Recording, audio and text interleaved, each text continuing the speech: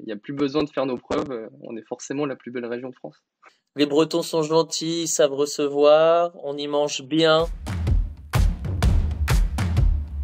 Je m'appelle Romain Beneteau, donc je suis originaire de Brest dans le Finistère, j'ai 24 ans. Je suis doctorant en droit à Brest et j'ai commencé l'arbitrage, donc c'est ma neuvième saison, j'ai commencé l'arbitrage à 15 ans. Du coup, je m'appelle Louison Olivier, j'ai 27 ans. Je suis actuellement manager ressources humaines dans une entreprise de grande distribution. Et en ce qui me concerne, ça fait plus de 11 ans maintenant que je suis arbitre de football en Normandie. Et bien, ce qui m'a fait débuter l'arbitrage, c'est le sport scolaire via donc l'UNSS et des professeurs de sport qui m'ont bien guidé et qui m'ont permis de commencer à prendre le sifflet justement dans ce cadre éducatif. Et puis ensuite, mon club de foot qui m'a proposé une mission d'arbitre. Et donc j'ai pris le choix en fait de me tourner vers ça. Je suis tombé sur une affiche, une ancienne affiche qui était affichée dans les locaux de mon club, qui faisait la promotion de l'arbitrage. Donc je me suis un petit peu intéressé à ce qu'il y avait sur cette affiche. Je suis allé voir sur le site du district où j'étais comment ça se passait. J'ai vu qu'il y avait 3 semaines plus tard des formations à l'arbitrage pendant les vacances. Donc je m'y suis inscrit, je me suis rapproché de mon district et j'ai commencé ces formations-là. Je savais pas trop pourquoi j'y allais au départ, mais c'est quelque chose qui m'intéressait. Donc au bout de 2 ans, j'ai décidé, enfin je me suis rendu compte que je pouvais potentiellement faire des choses un peu plus intéressantes dans l'arbitrage en termes de football, en termes de niveau, que enfin en restant exclusivement joueur. Non, la première chose à laquelle je pense, c'est l'adrénaline. C'est lorsqu'on est sur le terrain, alors c'est un gros lien avec la notion de plaisir, mais on ressent beaucoup de choses et on ressent notamment cette adrénaline, le fait de devoir prendre des décisions, le fait de devoir gérer des situations, de manager des hommes. Pour moi, c'est ce terme-là représente assez bien les différentes émotions qu'on peut avoir, l'adrénaline. Et j'avais une deuxième idée, c'est un peu plus négatif, mais pas forcément du coup. C'est qu'on a souvent une sensation d'avoir du doute parce que on est arbitre, on prend des décisions qui sont parfois difficiles. Donc forcément, sur le terrain, ça serait mentir de dire qu'on ne doute pas forcément. On a du doute, on peut avoir certaines appréhensions. Donc c'est une sensation aussi quand on arbitre qu'on a, mais je pense que c'est plutôt positif dans notre fonction parce que finalement, ça nous amène à réfléchir et à être sûr de soi lorsqu'on prend des décisions. Ma première sensation, c'est en effet le plaisir de rester au cœur d'un sport qui me passionne depuis des années, de pouvoir participer aussi au bon déroulement d'une rencontre, et puis le plaisir un petit peu plus personnel sur le plan aussi un peu sportif et athlétique, c'est vraiment des sensations qui sont hyper, hyper positives. Et puis il y a ce côté aussi, en effet, de ne jamais rien lâcher enfin, voilà, concrètement, l'arbitrage, rien n'est jamais acquis. Et ça nous permet vraiment d'être toujours un peu en éveil. Et je trouve que c'est des sensations que l'on retrouve à chaque match et qui sont vraiment très, très intéressantes. Eh bien, je dirais que déjà dans le plan professionnel, c'est vraiment l'arbitrage m'a permis, c'est une vraie école de la vie, et ça me permet au quotidien, dans le cadre de mes fonctions en ressources humaines, justement de faire des liens assez simples entre l'arbitrage et les ressources humaines, dans le management des hommes avec un grand H déjà, dans la capacité à prendre des décisions, des fois populaires, des fois un peu plus impopulaires. Et puis, c'est aussi, je dirais, une capacité de s'épanouir et de prendre en assurance. C'est une vraie école à maturité, l'arbitrage, on va dire. Bah personnellement, je vais rejoindre un peu ce qu'a dit Louison, mais forcément, moi quand j'étais plus jeune, par exemple, j'étais plutôt timide, j'allais pas forcément facilement vers les gens, donc déjà l'arbitrage m'a apporté de la confiance en moi, m'a aussi enfin m'a forcé à prendre des décisions, à m'imposer face à des personnes avec différents types de caractères, des personnes plus âgées. Et je retrouve tous ces aspects-là aussi dans le métier que je fais. J'ai la chance de faire un métier d'un côté un peu solitaire, mais j'ai la chance de pouvoir enseigner aussi à des étudiants. Et forcément, il y a des recoupements entre la fonction d'arbitre et la fonction, je dirais, d'enseignant, parce qu'on est amené à prendre la parole, on est amené à échanger, on est amené à prendre position, à donner son point de vue et à argumenter. Donc ces différents aspects sur les capacités orales, forcément, ça me sert. Et je rajouterais aussi que d'un point de vue personnel comme professionnel, l'arbitrage, ça m'a apporté de la rigueur. Forcément, dans ma vie de tous les jours, ça se retrouve. Et je terminerai juste en disant que c'est une forme d'équilibre. C'est-à-dire que l'arbitrage, on dit souvent qu'il y a deux piliers dans la vie professionnelle et personnelle. Je pense que Louison me dira pas le contraire, mais nous, on a plutôt trois piliers dans notre vie. On a un pilier professionnel, un pilier personnel et un pilier sportif qui est l'arbitrage, parce que ça nous prend beaucoup de temps. Mais du coup, dans ma vie, moi, c'est un réel équilibre. L'arbitrage, ça m'apporte aussi cet équilibre humainement.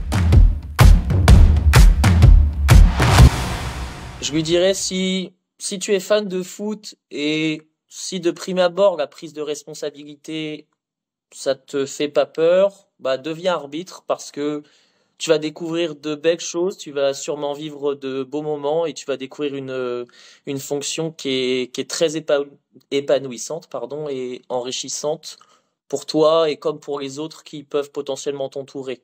Moi, je lui dirais d'oser prendre le sifflet, d'oser, entre guillemets, ouvrir ou franchir la porte de l'arbitrage. Euh, c'est une porte qui est peut-être petite au départ, mais qui ouvre plein de perspectives derrière. On en a parlé, mais des perspectives humaines, des perspectives aussi autour du sport. Il y a plein de belles valeurs qui sont autour de ça. Mais surtout, d'oser être soi-même, parce que l'arbitrage permet aussi de se révéler en tant que personne. Et quelle devise? Oui, en effet, on a une devise dans notre club, au SC Tiberville, c'est plus qu'un club, une famille, inspiré peut-être d'un célèbre club espagnol. Alors nous on en a deux, c'est deux devises qui sont assez basiques. Au pilier rouge on dit souvent, alors ça va être du magnifique anglais, on dit all together et never give up, tous ensemble et ne jamais rien lâcher. C'est du basique mais je trouve que c'est efficace et que ça représente bien mon club. Sympa l'accent romain, t'es pas mal. T'as vu? Eh, c'est pas mal. Ça va, j'ai essayé de faire un effort, je me suis entraîné. J'étais gardien de but, donc je reste sur le gardien de but, fonction spécifique, relationnel spécial avec les joueurs, et il y a toutes les notions qu'on retrouve aussi dans l'arbitrage, vision du jeu, anticipation. Donc je reste sur gardien de but. Moi, je vais faire preuve de beaucoup d'originalité. Je vais dire la même chose que Romain, gardien de but. En effet, beaucoup de compétences transverses entre l'arbitrage et ce poste. C'est un poste qui est, je dirais, élémentaire dans un match de foot. On ne peut pas débuter une rencontre sans un gardien de but. Et pour autant, c'est un poste à haute responsabilité. Donc, ouais, c'est le poste que je préfère. Alors pour ma part, alors je parle au passé parce que il a arrêté sa carrière. J'aurais adoré arbitrer Nicolas Seub, puisque il a joué pendant des années au Stade Malherbe de Caen.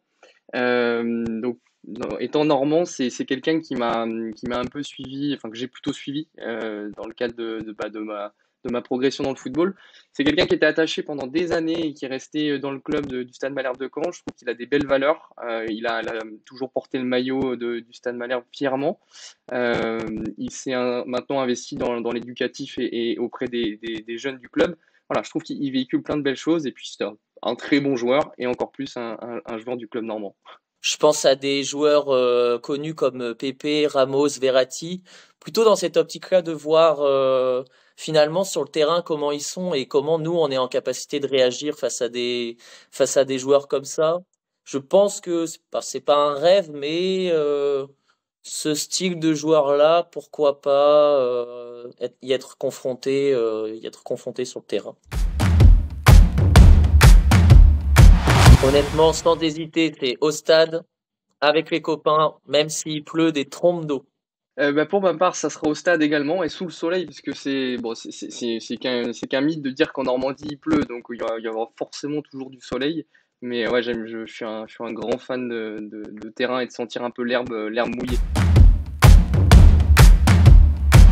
Ouais, écoute, en toute transparence, je pense que c'est la plus belle, et en toute objectivité, c'est la plus belle région de France. Orelsan, on a eu Guillaume le Conquérant, on a eu même Miss France pendant une année, donc voilà, ça, il n'y a plus besoin de faire nos preuves, on est forcément la plus belle région de France. Bon, c'est bien connu, la Bretagne. Les Bretons sont gentils, ils savent recevoir. On y mange bien. Toutes les spécialités plutôt sucrées, le plus souvent qu'on connaît en France, ça vient de Bretagne. Les crêpes, le kouign-amann. On y boit bien aussi. On a du bon cidre. Je rebondis parce que il y a un Normand en face de moi.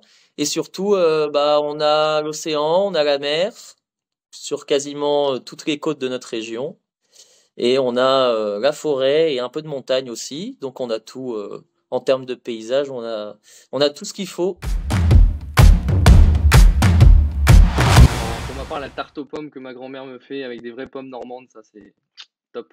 J'allais dire le kouign-amann ou les crêpes, évidemment, mais quand c'est les crêpes de grand-mère, évidemment, c'est beaucoup mieux. Le choix est difficile entre les deux. Je vais garder les deux.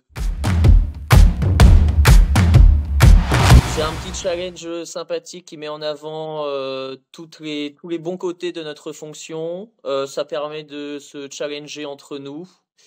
Et forcément, il y a des belles retombées derrière, que ça soit pour nous des petits cadeaux sympas, la possibilité d'aller au Stade de France à la fin, possibilité d'assister à des matchs, et que ça soit aussi pour nos clubs, parce que mine de rien, les clubs reçoivent aussi certaines choses.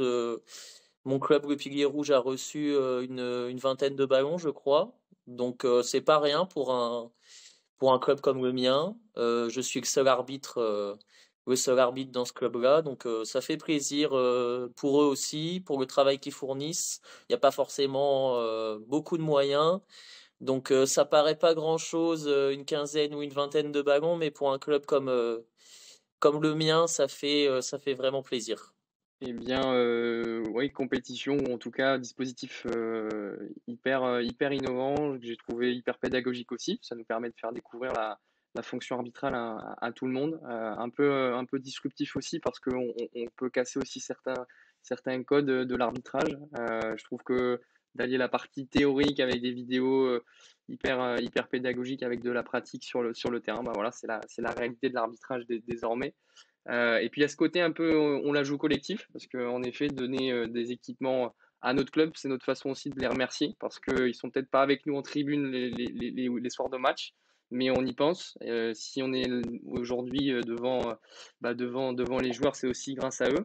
Et puis je dirais que la troisième chose qui m'a vraiment plu, c'est le côté un petit peu émulation qu'il y avait derrière ça. Ça nous permet aussi, nous, de remercier un peu les gens qui nous accompagnent au quotidien, nos familles, nos formateurs, les personnes en ligue ou en district qui forment tous les jours des nouveaux arbitres. Et c'est aussi de donner de la visibilité à ces personnes-là. Donc voilà, c'est un super dispositif que j'espère qu'il se reproduira dans les prochaines années.